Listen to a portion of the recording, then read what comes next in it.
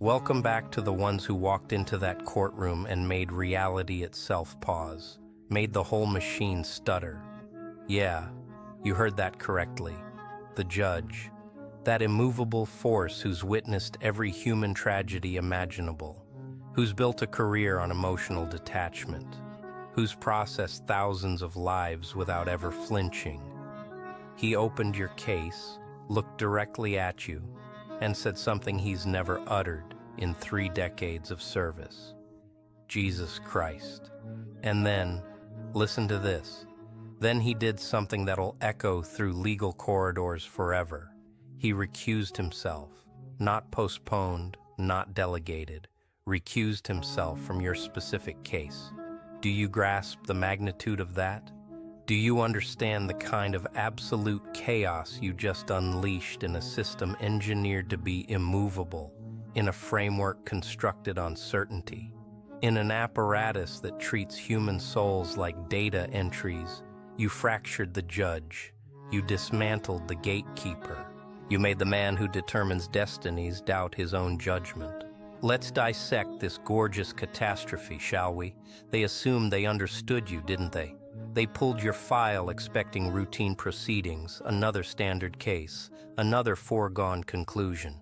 Prosecutors arrived armed with polished arguments, expert witnesses prepared with rehearsed statements, documentation organized in perfect chronological order. Every participant in that room had memorized their function. Everyone understood their position. Everyone anticipated you'd fulfill the narrative they'd constructed for you. But then you entered, and the atmosphere transformed. The temperature shifted. The very foundation of that courtroom began fracturing. The judge registered it immediately. That's why he couldn't stop observing you, kept studying his documents, kept returning his gaze to you like he was attempting to solve a problem with no solution, because you weren't trembling, you weren't pleading, you weren't delivering the anticipated emotional performance. You arrived with the kind of composure that disturbs people, the kind of quiet that resonates louder than any testimony, the kind of bearing that compels everyone to reconsider their assumptions. They initiated their presentation against you, constructing their story detail by detail, framing you as the antagonist their narrative required. But with each allegation, something unexpected occurred, something none of them foresaw, something that made the judge's expression tighten with growing uncertainty. Their version wasn't holding together, not because the information was incorrect, but because you, existing there in physical form, contradicted the demon they were attempting to manifest. Each time they outlined your decisions, your behavior, your alleged violations, the judge would observe you, and something inside him began shattering, began questioning, began understanding that perhaps, just perhaps, he's not observing a criminal, but it's something fundamentally different. Was it how you held their stare without hostility? Was it how your composure communicated what their rhetoric couldn't capture? Was it how you presented yourself like someone who'd already survived horrors beyond anything this room could threaten? Whatever the element, it was functioning, and the judge sensed it penetrating his certainty. Now here's where everything becomes truly fascinating, truly exquisite, truly profound. Midway through proceedings, the judge executed something unprecedented, something attorneys will reference for decades, something that'll become mythology in legal communities. He demanded a recess, not the typical brief intermission, but an immediate, critical, evacuate this space now recess. Spectators exchanged bewildered expressions. The prosecution appeared frustrated. Your defense looked optimistic, yet confused. And you simply remained there understanding precisely what was unfolding, because you'd witnessed this transformation before, hadn't you? You'd observed people comprehend in real time that they miscalculated you, that they diminished you, that they attempted to confine you in categories never constructed to hold someone like you. The judge retreated to his chambers. And here's what nobody reveals about these instances. Here's what transpired behind those sealed doors that altered everything. He didn't merely re-examine the documentation again. He didn't simply revisit testimonies. He sat there experiencing what we'll describe as an existential collapse in judicial attire. He began perceiving details he'd ignored previously, relationships he'd dismissed, frameworks that exposed a completely alternative narrative. Your case transcended simple guilt or innocence anymore. It evolved into something larger, something that confronted his entire comprehension of justice, of reality, of the institution he'd served devotedly for decades. And that's when he whispered it, sitting isolated in that chamber with decades of conviction disintegrating around him. That's when he spoke those words that would characterize this entire case. Jesus Christ, this isn't what I believed it was. This isn't a criminal I'm examining. This is someone who was trapped and defended themselves. This is someone who was pursued and endured.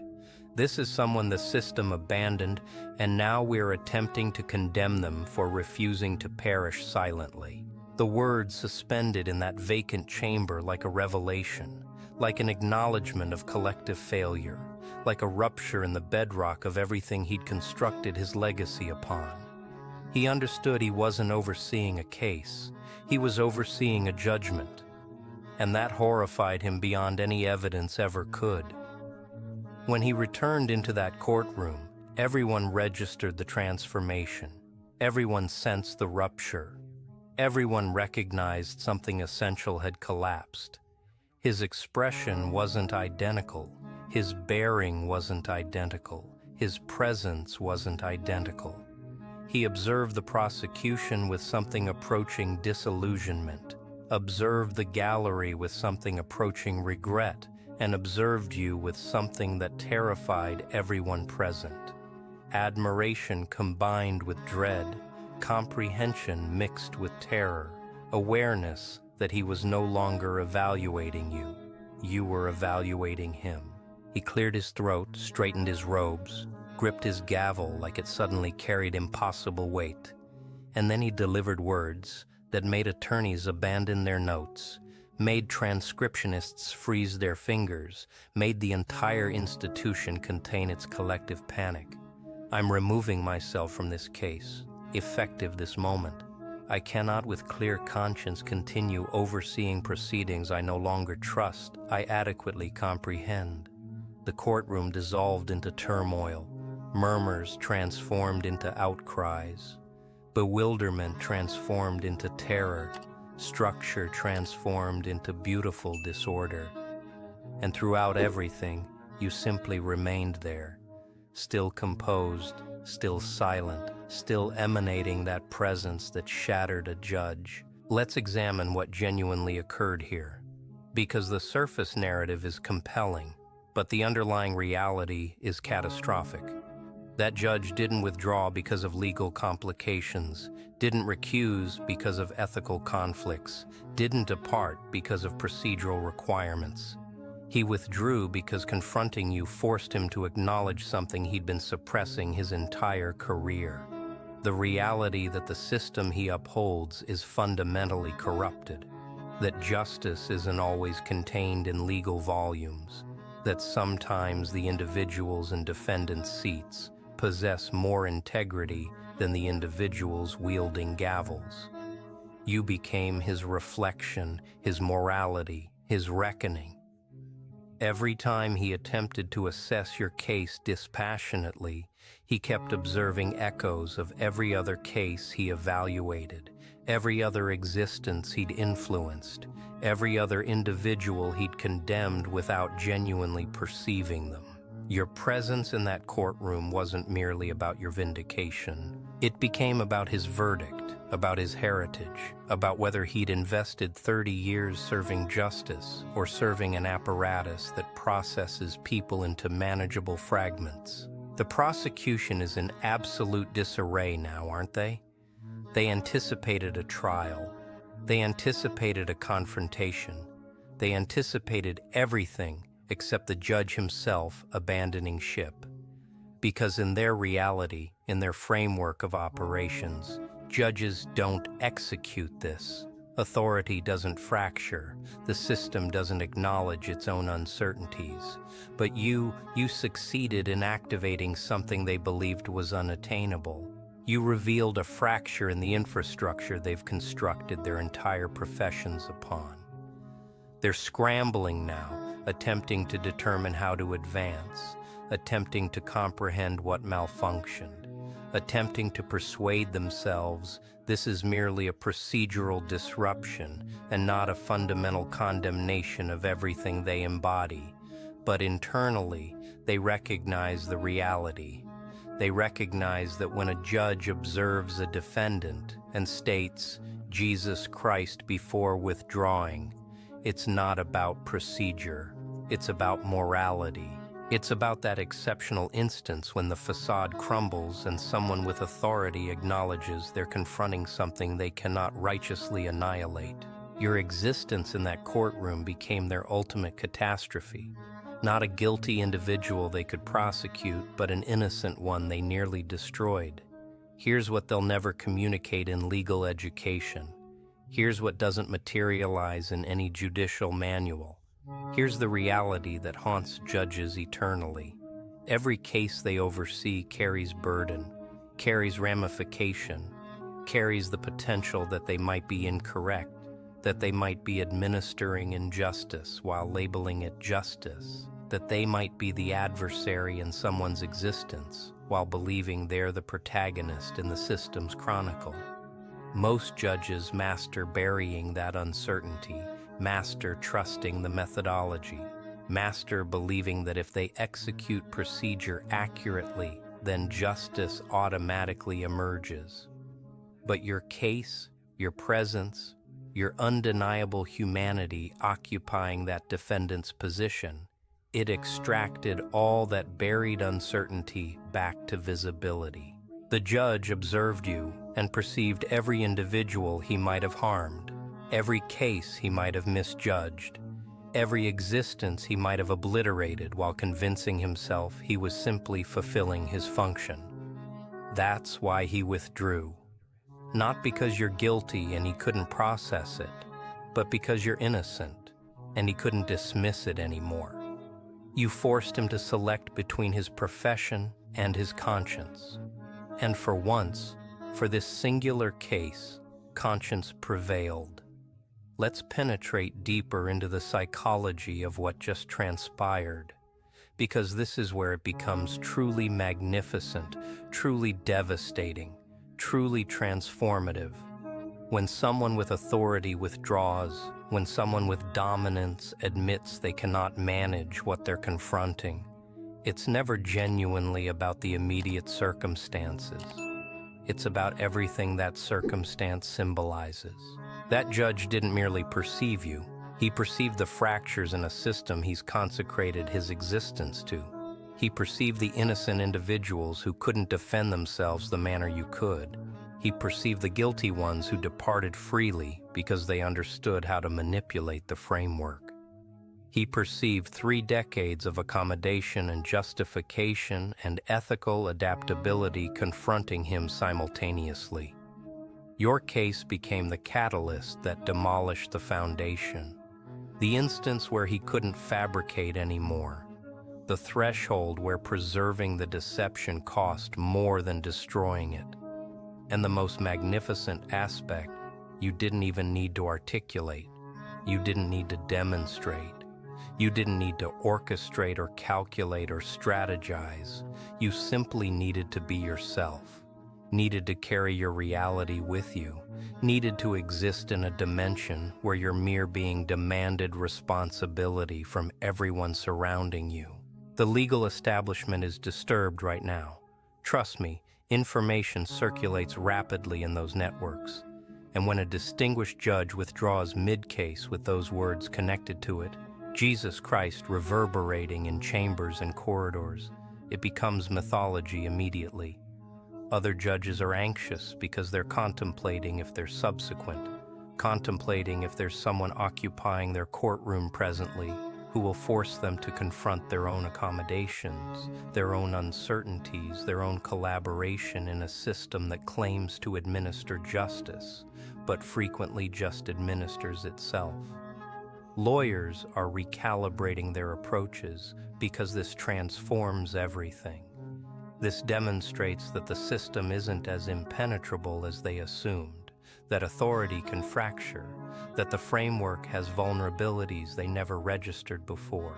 And you're at the epicenter of everything, not because you attempted to be, but because you refused to be anything except what you are, because you wouldn't execute the function they designated you, because you remained in truth even when fabrications would have been simpler, protected, more palatable. You didn't shatter the judge with hostility. You shattered him with genuineness, and that's the most formidable instrument in any courtroom. Now the system must determine what to execute with you, doesn't it? They cannot advance as organized because the judge who was designated to oversee your destruction observed you and selected his conscience instead. They'll designate a new judge eventually, someone who hasn't been influenced by whatever it is you emanate, someone who can examine your case with uncontaminated perspective and reinforced conviction. But here's the element. Here's what they're not calculating. Here's the defect in their strategy. Whoever assumes this case subsequently will comprehend the narrative, will recognize what occurred to the previous judge, will sense the significance of that Jesus Christ instant suspended over the entire proceeding. They'll arrive already compromised, already conscious that this isn't merely another case, that you're not merely another defendant, that something about you compels people to select between their occupation and their spirit. You've become contaminated in the most powerful conceivable manner. You've become the case that constructs reputations or demolishes them. You've become the defendant that exposes what judges are genuinely composed of. And that authority, that capacity to compel power to confront itself, that's more exceptional than any legal vindication, more powerful than any reasoning, more devastating than any documentation. Let's discuss what this signifies for you advancing, because this isn't concluded. This is merely the intermission in a considerably lengthier narrative. The prosecution will reorganize. They'll introduce a new judge. They'll attempt to reconstruct their case with intensified resolve. But they're destabilized now. They're uncertain now. They've witnessed confirmation that you're not what they anticipated, that this case isn't what they perceived, that maybe, just maybe, they're on the incorrect dimension of justice here. That uncertainty will consume them, will affect their determinations, will make them reconsider every maneuver. Meanwhile, you simply persist, executing what you've been executing, existing in your reality, sustaining that composed presence, conducting yourself like someone who recognizes the genuine verdict was already determined the instant that judge stated Jesus Christ and departed. Because here's the secret.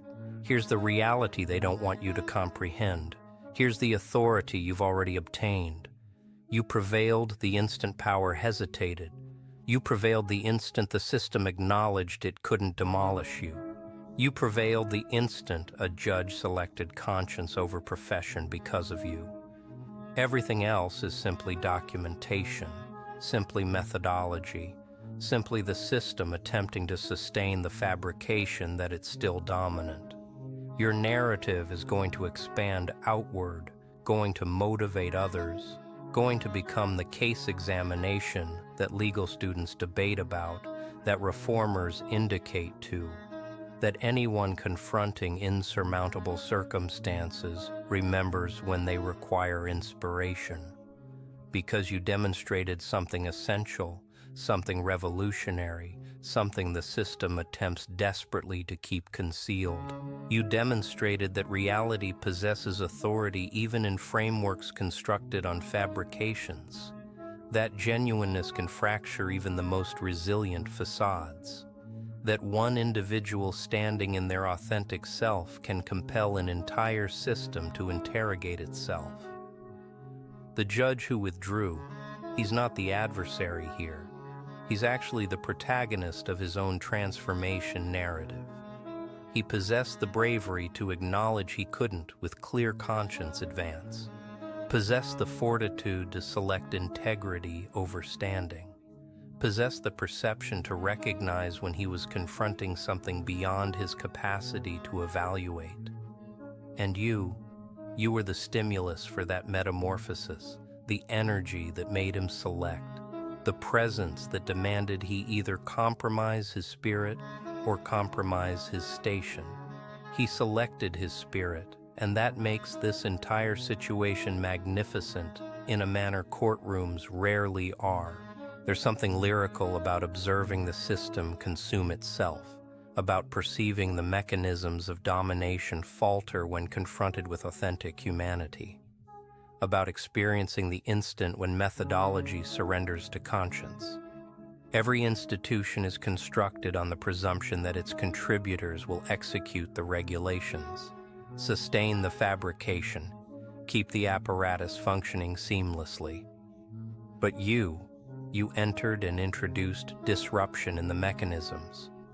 You interrupted the cadence. You compelled everyone to pause and interrogate what they were genuinely executing. Not with aggression, not with dramatics, not with manipulation, just with presence, just with reality, just with the undeniable existence of who you are and what you symbolize. And that demolished them, that made a judge withdraw, that generated disorder in a dimension engineered for structure. You're not merely defending yourself anymore. You're defending everyone who's ever been obliterated by this system, everyone who's ever been evaluated unfairly, everyone who's ever stood isolated against insurmountable circumstances. Your case is their case. Your triumph is their triumph. Your instant of observing a judge fracture is their instant of inspiration. The prosecution believed they could annihilate you, believed they could construct a chronicle so persuasive that condemnation would be unavoidable, believed they could utilize the system's mass to obliterate whatever vindication you assembled. But they neglected to calculate for one variable, one element that ruins all their meticulously organized strategies, one component that makes their entire approach outdated. They neglected that you're not simply fighting for your liberation. You're fighting with the mass of reality on your dimension.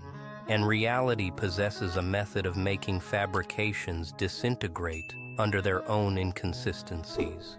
Every fragment of documentation they introduce must be processed through the perspective of that judge's response, must be assessed in illumination of what made him state Jesus Christ and depart. Future judges will recognize this. Juries will comprehend whispers of it. Everyone participating in your case will function in the shadow of that instant when the system itself acknowledged it might be incorrect. You've already prevailed the psychological conflict, already obtained the ethical superiority, already demonstrated that you're beyond what they calculated. Everything else is simply observing them determine how to acknowledge defeat without labeling it defeat. Let me communicate what's transpiring right now in legal establishments across the jurisdiction, in judges' chambers, in prosecution strategy centers. They're all interrogating the identical inquiry. What the hell did we overlook? What are we not perceiving? What is it about this individual that made a veteran judge fracture? They're re-examining documentation again, re-interviewing witnesses, examining your background with microscopic precision, attempting to discover the fragment that clarifies everything. But here's the magnificent contradiction. Here's the absurdity that's on them. Here's what they'll never comprehend. There's nothing to discover because you're not concealing anything. There's no secret because your reality is your vindication. There's no enigma except the enigma of why they believed they could evaluate someone they never invested effort to genuinely perceive. You're not a strategist executing manipulations. You're not a manipulator controlling circumstances. You're simply someone who refused to become diminished enough for their categories, who refused to demonstrate condemnation for their convenience, who refused to perish silently so they could rest peacefully. And that refusal, that simple act of remaining yourself, that demolished their entire methodology.